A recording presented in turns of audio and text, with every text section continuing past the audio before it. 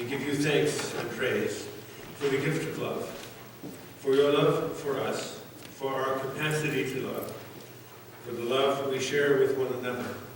And we ask, Lord God, that you would strengthen us, renew and refresh us as your children, your servants, your friends, in Jesus' name. Amen.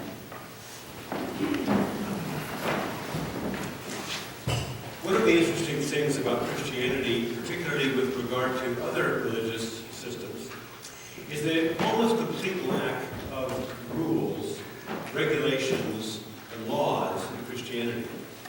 When Jesus talks about his commandments, there really are only two. There's other directions, such as do this in remembrance of me. But when he talks about commandments, it's very simple. Love God with your heart, soul, mind, and strength. Love your neighbor as yourself. A new commandment I give you, love one another as I have loved you. Two simple commandments. We're not talking about hundreds of things to remember. We're not talking about legal complexities and the intricacies of trying to follow a bunch of laws and rules and commandments. We're talking about two things that Jesus said to do. Now the church has complicated that over the centuries from time to time and added all kinds of its own rules and regulations and that kind of thing, but none of those came from Jesus. He basically says it's all about love. Two simple things, even a child can remember them, a child can understand them, and yet living them is anything but easy, anything but simple. In fact, another curious thing about the New Testament is that it never really defines what love is. It describes it, for example, in Corinthians when Paul says love is gentle and kind and patient. It's not rude or arrogant or boastful. It does not insist on its own way. Believes all things, hopes all things, endures all things. Love lives on forever. Those are all descriptions about love. It's not a definition of what love is. And that word in our culture is so convoluted. It means everything from how I feel about Patricia to how I feel about my RAV4. When Jesus uses the word, though, it's a very different understanding. Because rather than a definition of love, he gives us an example of love. In many ways, easier to follow, in many ways, more challenging. Because it's all about what you do, not how you feel. In fact, when Jesus talks about love, it's really not about us at all. It's about the other. It's about giving ourselves for somebody else. It's not how something makes me feel. It's not about following love. It's really not about being overcome or overwhelmed by emotion. It really is about a choice, a decision to give of myself for somebody else. So I want to spend a few minutes this morning looking at Jesus' life, what that tells us about love, and about the difficulties of love. The first thing is to see Jesus as one who came to be a servant, not to be served, to give his life for us. And no matter who he encountered, Jesus seems always to be considered with the well-being of that other person. Whether it's somebody that comes to him with an obvious need, they need healing, they cannot see, or they cannot walk, or they have a disease. Or it's a little more difficult. For example, with the Pharisees, who need to change the direction of their lives. And Jesus is anything but kind and gentle with them. He's confrontive. He challenges them, because that's what they need. They need to be woken up, in a sense. They need to be challenged so that their life can take a different direction, so that they can be a little less arrogant, a little less self-righteous, a little less self-confident, and more dependent on the relationship with God. But whoever he encounters, it really is all about them, about how he can minister to them and give himself to them. We see Jesus over and over again seeking out those that are in need, and particularly being concerned with those that have the greatest needs: the poor, the sick, the ostracized, those that are lonely, those that are shunted to the side by the rest of society.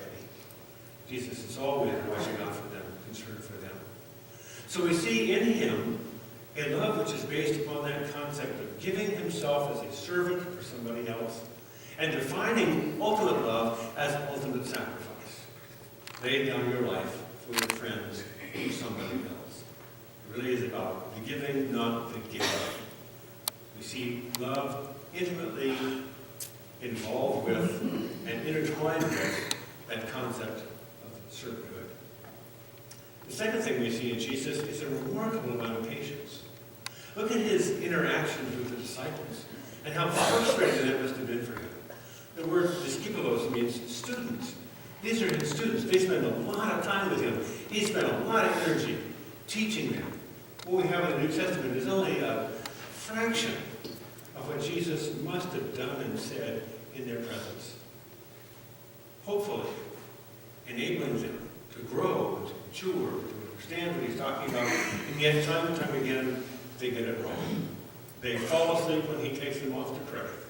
When he talks about his crucifixion and his imminence, his sacrifice on the cross, with all of that passion, they're concerned about who's going to be first and second in the kingdom.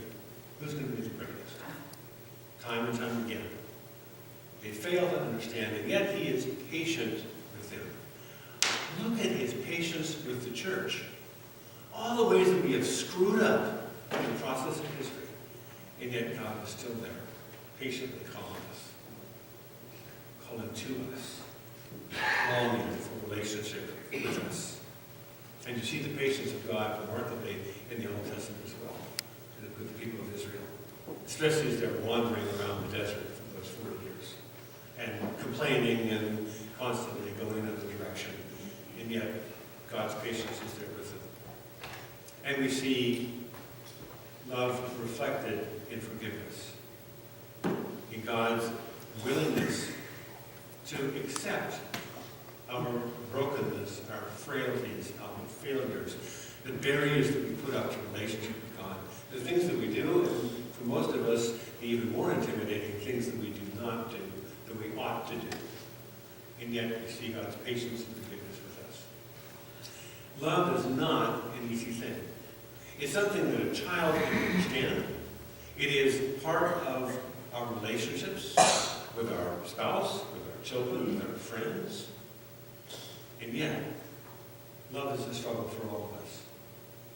I remember my experience in kindergarten when I first discovered that not everybody loved me. It gave them a real shock. Because up until that point, everybody loved me. Captain Cola's next door and his wife, they loved me. My parents loved me. My grandparents loved me. The barber loved me. But now I go to school and not everybody seemed to love or even like me. And I remember being so confused by that because, of course, everybody would love me. For all of us, love is a struggle. Especially our deeper relationships, the longer relationships. Jesus says in the Gospel this morning, abide in my love. A very different experience to have a loving relationship with somebody you've just met, and then to have the experience of love. But to live for years in a loving relationship is a challenge for each of us. It's a challenge because ultimately that love is going to depend upon giving ourselves to somebody else when it's not convenient and not comfortable. It's giving up some things in little ways and in big ways. Pat and I are moving into a new house. We have to make some decisions where the furniture goes, what pictures go on the wall, and where they go. And it's a process of give and take. Some pictures are going to go where Pat wants them. Some are going to go where we both want them. Maybe some will go where I want them. But there's all kinds of choices that have to be made. And it's a process of getting there. It's a very small way in which you give to somebody else. Then there's the bigger part. The ways in which moms give to their kids and take care of them. And believe it, even when it looks like all hope is lost, they still believe. They still care. They still love us. They still sacrifice for us. I really thought that when my kids turned 18 years old, they would be adults, and my parenting job would be done as long as they survived and got a driver's license and graduated from high school. And then I was wrong. It never stops. You always worry about your kids.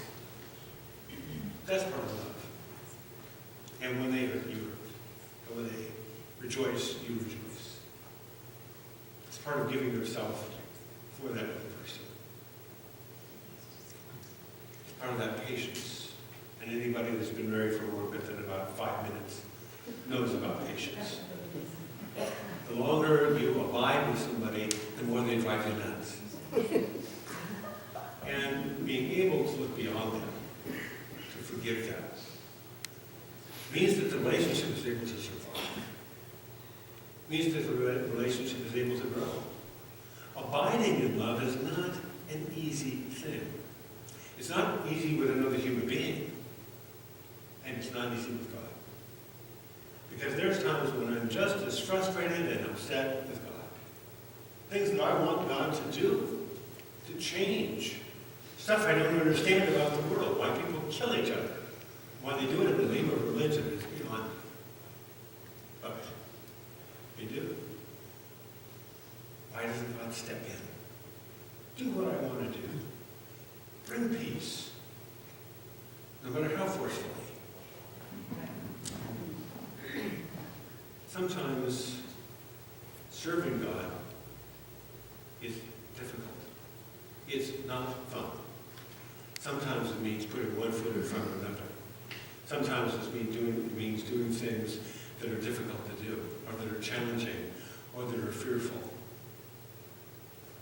All the things that make love difficult with one another also are challenging in our relationship with God. But that's what Jesus has called us to do. You did not choose me, I chose you, I called you, and I command you, love one another as I have loved you.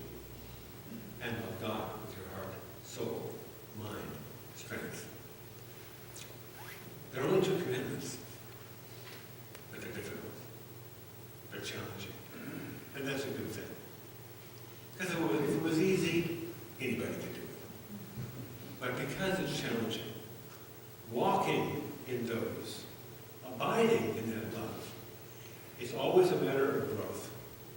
And the more we do that, the more we practice love, because I think love is like other things. It needs to be developed. It needs to mature. We learn it through experience. We learn how to love because people have loved us. We learn it as children, we learn it as adults. I've learned it from you. I hope you've learned something from me. It's a process of learning, growing, and practicing that love. I think that's what Jesus meant when he said, abide